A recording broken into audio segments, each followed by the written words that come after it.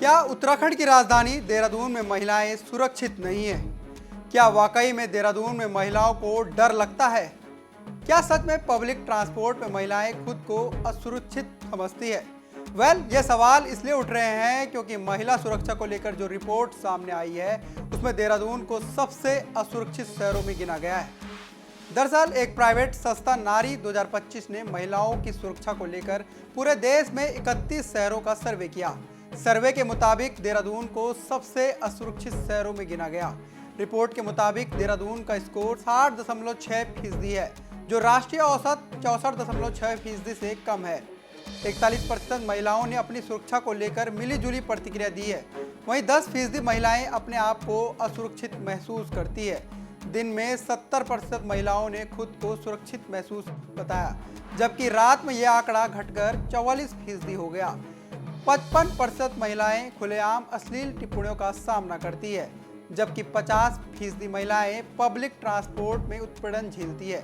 ये आंकड़े न सिर्फ चौंकाने वाले हैं, बल्कि ये भी दिखाते हैं कि राजधानी में महिला सुरक्षा की स्थिति कितनी चिंताजनक हो गई है। अब सवाल ये कि जब राजधानी देहरादून में ही बेटियां सुरक्षित नहीं, तो बाकी पहाड़ और मैदान में रहने वाली बेटियों का क्या होगा? कानून व्यवस्था और महिला सुरक्षा को लेकर बड़े बड़े दावे तो किए जाते हैं, लेकिन ये रिपोर्ट उन दावों की पोल खोलती है। हालांकि इस रिपोर्ट के तथ्यों का एसएसपी अजय सिंह ने खारिज किया है।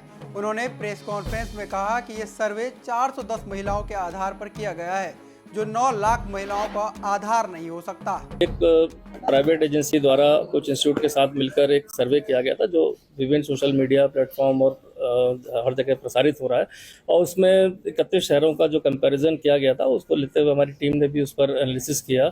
और प्रथम दृष्टया ऐसा लगता है कि जो सर्वे था वो किस लोगों पर किया गया, मतलब कहने का कि किस एज ग्रुप पर किया गया, क्या प्रोफाइल थी, वर्किंग वुमेन थी, कॉलेज गोइंग गर्ल्स थी, सीनियर सिटीजन थे या हाउस वाइफ थी, या किस तरह के टूरिस्ट थे उन पर किया गया, ये स्पष्ट नहीं है उसमें। और खासकर अगर पुलिसिंग के एस्पेक्ट की बात करें तो दो चीज़ें उसमें महत्वपूर्ण जो बताई गई थी, वो बताई गई कि रोड साइड पर जो हैरेसमेंट होता है विमेन का, वो नेशनल एवरेज 7 है, जबकि देहरादून का 6 बता के बेहतर उसमें बताया गया।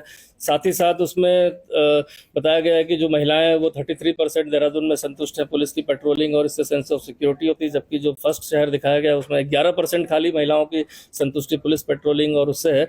तो कहीं ना कहीं बहुत बड़ा कन्फ्यूजन क्रिएट करता है। और खासकर जिस तरह का सर्वे आया उसका सैंपल किसको टारगेट किया गया है, क्या उसकी फाइंडिंग्स थी, वो एटलीस्ट शेयर इसलिए करना चाहिए कि जिससे कि आगे पुलिसिंग में अगर कोई जरूरत है किस तरह के टारगेट ग्रुप को पुलिसिंग को बेहतर करना। महिला सुरक्षा पर तैयार की गई ये रिपोर्ट पुलिस प्रशासन की आंखों पर पड़ी पट्टी को खोलने के लिए काफी है।